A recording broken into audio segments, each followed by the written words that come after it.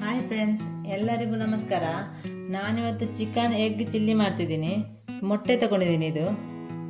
ಇದು ಫಾರ್ಮಲ್ಲಿ ಸಿಗುತ್ತೆ. ಇದರಲ್ಲಿ 1/4 kg ಇದೆ. ಒಂದು ಕಡೆಯಲ್ಲಿ ತೆಂಗಿನೆಣ್ಣೆ ಇಟ್ಟಿದ್ದೀನಿ, 3 ಟೇಬಲ್ ಸ್ಪೂನು. ಎಣ್ಣೆ ಬಿಸಿ ಆಯಿತು. ಈಗ ಹಸಿಮೆಣಸು ಹಾಕ್ತಿದ್ದೀನಿ. 3 ಹಸಿಮೆಣಸು ಕಟ್ ಮಾಡಿ ತಂದಿದ್ದೀನಿ. ಹಸಿಮೆಣಸು ಚೆನ್ನಾಗಿ ಫ್ರೈ ಆಗಬೇಕು. 2 ಈರುಳ್ಳಿ ಹಾಕ್ತಿದ್ದೇನೆ. ಈಗ ಈರುಳ್ಳಿಯನ್ನು ಫ್ರೈ ಮಾಡ್ತಾ ಇದ್ದೀನಿ.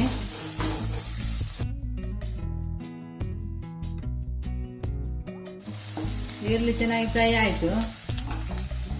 ಈಗ ಒಂದು ದೊಡ್ಡ ಟೊಮೆಟೊ ಕಟ್ ಮಾಡಿ ತಂದಿದ್ದೀನಿ, ಇದನ್ನು ಹಾಕ್ತಿದ್ದೀನಿ. ಈಗ ಟೊಮೆಟೊ ಫ್ರೈ ಮಾಡ್ತಿದ್ದೀನಿ. ಟೊಮೆಟೊ ಕೂಡ ಚೆನ್ನಾಗಿ ಫ್ರೈ ಆಗಬೇಕು ಎಣ್ಣೆಯಲ್ಲಿ. ಈಗ ಉಪ್ಪು ಹಾಕ್ತಿದ್ದೀನಿ. ಉಪ್ಪು ಹಾಕಿ ಚೆನ್ನಾಗಿ ಫ್ರೈ ಮಾಡಬೇಕು.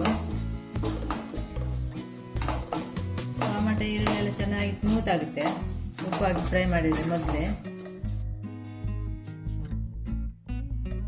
ಈಗ ಪುದೀನ ಸೊಪ್ಪು ಹಾಕಬೇಕು. ಸ್ವಲ್ಪ ತಗೊಂಡಿದ್ದೀನಿ. ಕೊತ್ತಂಬರಿ ಸೊಪ್ಪು ಹಾಕ್ತಿದ್ದೀನಿ. ಸ್ವಲ್ಪ ತಗೊಂಡಿದ್ದೀನಿ. ಫ್ರೈ ಮಾಡಬೇಕು. ಈಗ ಅರಶಿನ ಹಾಕ್ತಿದ್ದೀನಿ. ಈಗ ಮಿಕ್ಸ್ ಮಾಡ್ತಿದ್ದೀನಿ. ಅರಶಿನ ಅರ್ಧ ಟೀ ಸ್ಪೂನ್ ತಗೊಂಡಿದ್ದೀನಿ. 2 tea spoon chicken powder, chilli powder ಹಾಕ್ತಿದ್ದೀನಿ 2 ಟೀ ಸ್ಪೂನು. ಗರಂ ಮಸಾಲ ಅರ್ಧ ಟೀ ಸ್ಪೂನು. ಕರಿಮೆಣಸು ಪೌಡರ್ ಹಾಕ್ತಿದ್ದೀನಿ ಅರ್ಧ ಟೀ ಸ್ಪೂನು. ಈ ಪೌಡರ್ ಎಲ್ಲ ಚೆನ್ನಾಗಿ ಮಿಕ್ಸ್ ಆಗಬೇಕು. 1 ಟೀ ಸ್ಪೂನ್ ಶುಂಠಿ ಬೆಳ್ಳುಳ್ಳಿ ಪೇಸ್ಟ್, 1 ಲಿಂಬೆ ರಸ ಹಾಕ್ತಿದ್ದೀನಿ. ಚೆನ್ನಾಗಿ ಮಿಕ್ಸ್ ಆಗಬೇಕು. ಈಗ ಸ್ವಲ್ಪ ನೀರು ಹಾಕಬೇಕು, ಒಂದು ಅರ್ಧ ಗ್ಲಾಸ್ ಆಗುವಷ್ಟು. ಈಗ ಚೆನ್ನಾಗಿ ಮಿಕ್ಸ್ ಆಗಬೇಕು. ಈಗ ಪಲಾವ್ ಎಲೆ ಹಾಕಬೇಕು, 2 ಕಟ್ ಮಾಡಿ ತಂದಿದ್ದೀನಿ. ಈಗ ಚೆನ್ನಾಗಿ ಮಿಕ್ಸ್ ಮಾಡಬೇಕು. ಈಗ ಮೊಟ್ಟೆನ ಹಾಕ್ತಿದ್ದೇನೆ. ಚೆನ್ನಾಗಿ ತೊಳೆದು ತಂದಿದ್ದೇನೆ. ಈಗ ಈ ಮೊಟ್ಟೆಯನ್ನು ಮುಚ್ಚಿಡಬೇಕು. ಮಿಕ್ಸ್ ಮಾಡಲಿಕ್ಕೆಲ್ಲ ಎಲ್ಲ ಹುಡಿ ಹುಡಿ ಆಗುತ್ತೆ ಮಿಕ್ಸ್ ಮಾಡಿದರೆ. ಒಂದು 5 ನಿಮಿಷ ಬೇಯಬೇಕು. ಈಗ 5 ನಿಮಿಷ ತೆಗಿತಾ ಇದ್ದೀನಿ. ಈಗ ಮಿಕ್ಸ್ ಮಾಡಬೇಕು. ಎಲ್ಲ ಮಿಕ್ಸ್ ಮಾಡಬೇಕು, ಇದೆಲ್ಲ ಹುಡಿ ಆಗುತ್ತೆ.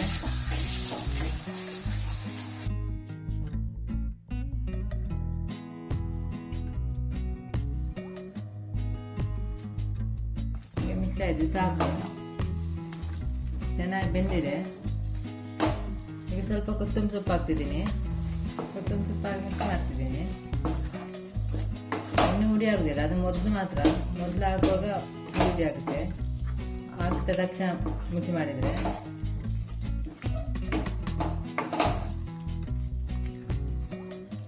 ಈಗ ಸ್ವಲ್ಪ 1 ನಿಮಿಷ ಮುಚ್ಚಿಡ್ತಾ ಇದ್ದೀನಿ.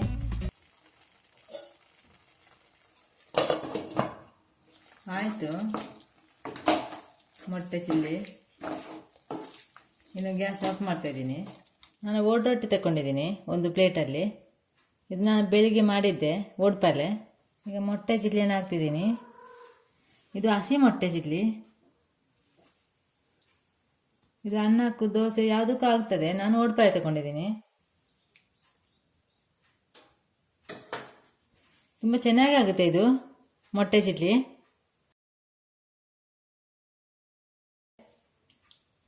ನೀವು ಸಹ ಟ್ರೈ ಮಾಡಿ ನೋಡಿ.